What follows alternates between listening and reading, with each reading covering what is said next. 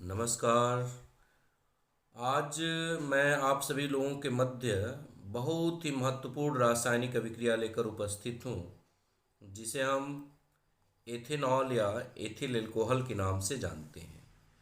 तो आइए हम सभी लोग एथेनॉल या एथिल अल्कोहल के विषय में देखते हैं। एथिल अल्कोहल का जो अणुसूत्र होता है C2H5OH होता है। इसके अगर संरचना सूत्र की बात करें तो CH3 single bond CH2 single bond OH। इसका संरचना सूत्र जो होता है CH3 single bond CH2 single bond OH होता है।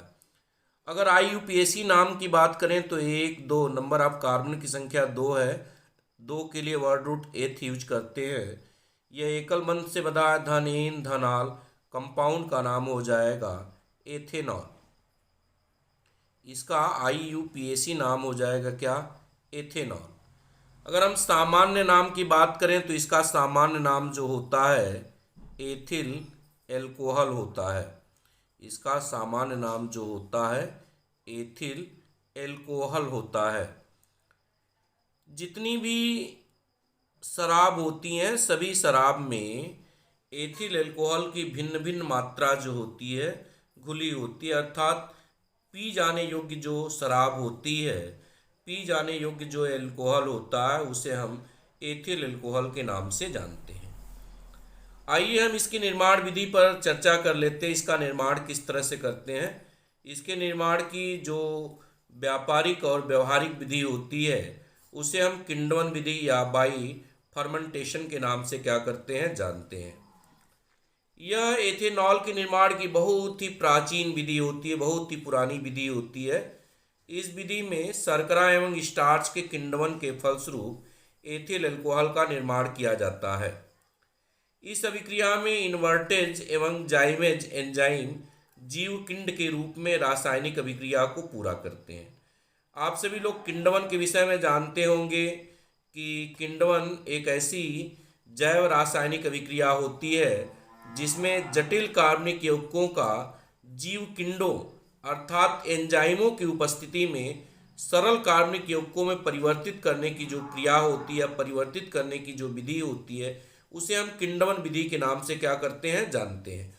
तो किण्वन विधि द्वारा एथिल अल्कोहल का निर्माण करने के लिए हम क्या करते हैं, गन्ने के सिरा C12H22O11 इसका हम जब जल अपघटन कराते हैं, यह जो जल अपघटन की प्रक्रिया होती है यह इन्वर्टेज एंजाइम की उपस्थिति में होती है। इन्वर्टेज एंजाइम की उपस्थिति में यह जल अपघटन की प्रक्रिया होती है और इन्वर्टेज एंजाइम की उपस्थिति में यह परिवर्तित हो जाता है C6H12O6 प्लस C6H12O6, जिसे हम हेक्सोज ग्लूकोज या फ्रक्टोज के नाम से क्या करते हैं, जानते हैं। अब C6H12O6 को हम जाइमेज एंजाइम की उपस्थिति में, जाइमेज एंजाइम की उपस्थिति में अगर हम इसे किण्वित करते हैं तो किण्वन के फलस्वरूप यह किसमें परिवर्तित हो जाता है, 2C2H5OH में परिवर्तित हो जाता है और साथ ही साथ जो होती है कार्बन डाइऑक्साइड गैस प्राप्त होती है। तो इस तरह से किण्वन के फलस्वरूप हम क्या करते हैं, एथिल अल्कोहल का निर्माण करते हैं। किण्वन के फलस्वरूप जो होते हैं हम एथिल अल्कोहल का निर्माण करने की प्रवृत्ति रखते हैं। किण्वन के विषय मैंने आप सभी लोगों को बताया कि एक ऐसी रासायनिक अभिक्रिया होती है जिसमें जीवकिंडों की सहायता से हम जटिल कार्बनिक यौगिकों को सरल कार्बनिक यौगिकों में क्या कर देते हैं, परिवर्तित कर देते हैं।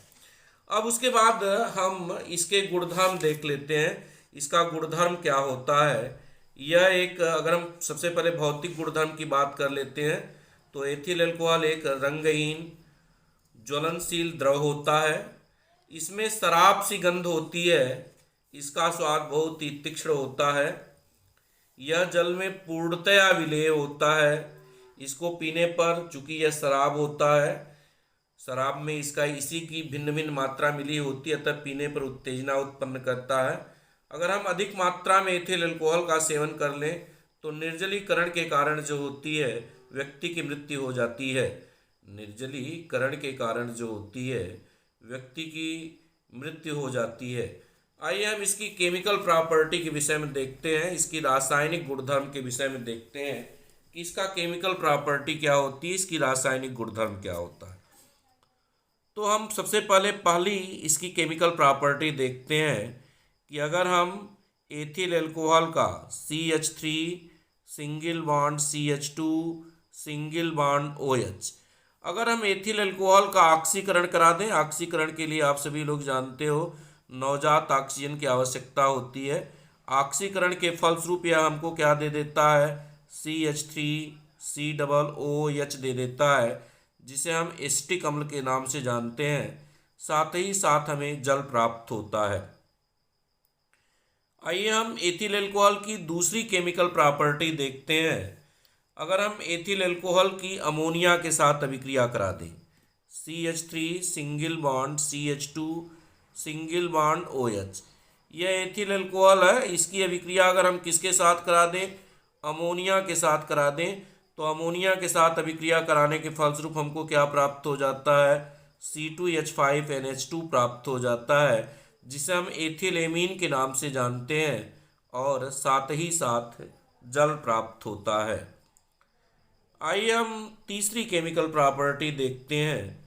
अगर हम एथिल अल्कोहल का C2H5OH का अगर हम कॉपर चूड़ की उपस्थिति में, Cu चूड़ की उपस्थिति में 300 डिग्री सेल्सियस पर इसे हम क्या कर दें, अभिकृत कर दें, तो अभिक्रिया के फलस्वरूप हमको CH3CHO प्राप्त होता है।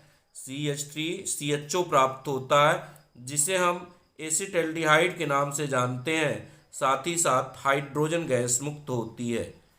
अगर हम चौथी केमिकल प्रॉपर्टी देखें, अगर हम एथिल अल्कोहल की C2H5OH की अगर हम सांद्र सल्फ्यूरिक अम्ल के साथ अभिक्रिया करा दें, H2SO4 के साथ अभिक्रिया करा दें, तो हमें एथिल हाइड्रोजन सल्फेट प्राप्त हो जाता है, C2H5HSO4 प्राप्त हो जाता है, और साथ ही साथ हमें जल प्राप्त होता है।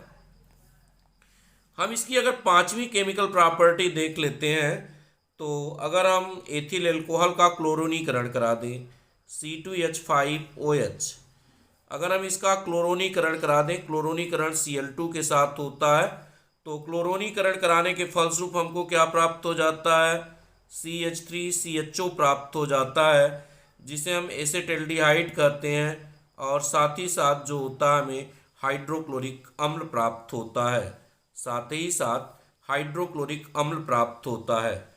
हम अगर इसकी छठवीं केमिकल प्रॉपर्टी देख लें, अगर हम एथिल अल्कोहल की सोडियम धातु के साथ अभिक्रिया करा दें, 2C2H5OH, अगर हम इसकी अभिक्रिया जो है सोडियम धातु के साथ करा दें, 2Na converted by 2C2H5ONa plus H2, इसे हम सोडियम एथॉक्साइड के नाम से जानते हैं।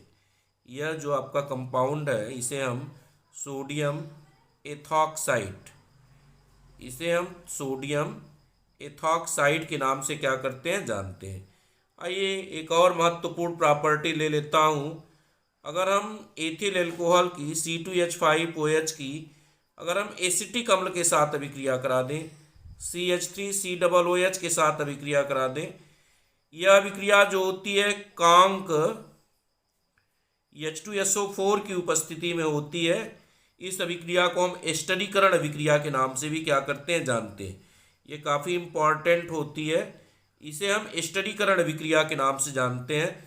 तो हमको क्या प्राप्त होता है, CH3COO C2H5 प्राप्त होता है, और साथ ही साथ जो होता है जल प्राप्त होता है। इसे हम एथिल एसीटेट के नाम से जानते हैं। इसे हम एथिल एसीटेट के नाम से जानते हैं। यह अभिक्रिया एस्टरीकरण अभिक्रिया के नाम से जानी जाती है। आइए हम एथिल अल्कोहल का केमिकल यूज देख लेते हैं। स्प्रिट बनाने में, प्रयोगशाला में जो हम लोग स्प्रिट लैंप में जो ईंधन यूज करते हैं उसे हम स्प्रिट कहते हैं। तो स्प्रिट बनाने में, औषधि के निर्माण के विभिन्न क्षेत्रों में, शराब के रूप में। हमने अभी बताया आप सभी लोगों को कि जितनी भी पी जाने वाली शराब होती है, चाहे जिन्ना होता है, सिरा होता है, रम होता है, विस्की होता है, ब्रांडी होता है, सब में एथिल अल्कोहल की ही भिन्न भिन्न मात्रा जो होती है विद्यमान होती है।